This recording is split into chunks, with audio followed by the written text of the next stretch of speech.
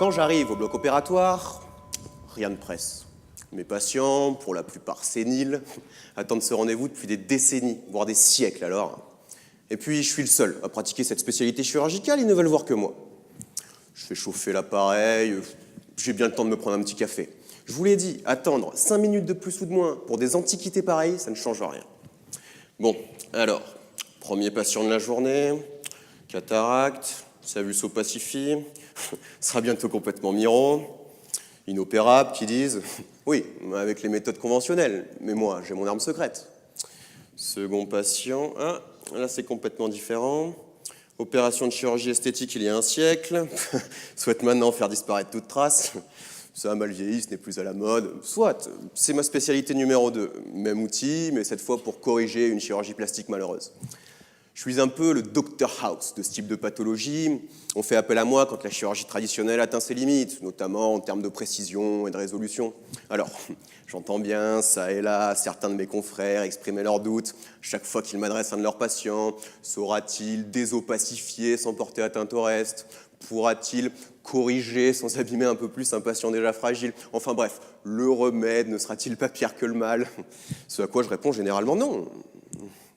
En théorie. Vous l'avez peut-être compris, mon domaine, c'est la restauration de peinture.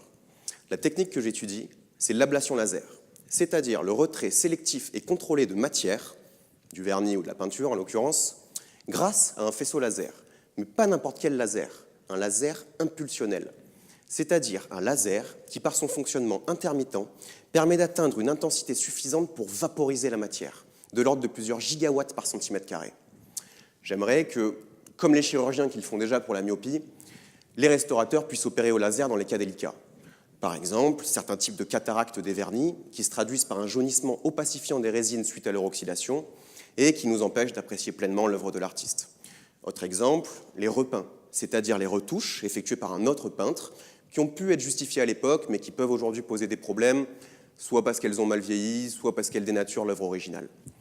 L'intérêt de mon travail de thèse est donc de rendre la vue, pour ainsi dire, aux grandes œuvres du patrimoine national, afin qu'elles soient transmises aux générations futures et puissent continuer d'être admirées dans les meilleures conditions.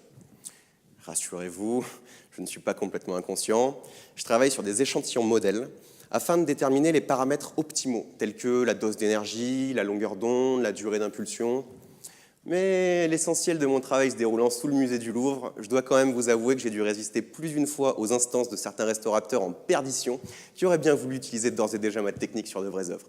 Je ne citerai pas de nom. Comme quoi, les plus inconscients ne sont pas toujours ceux qu'on croit.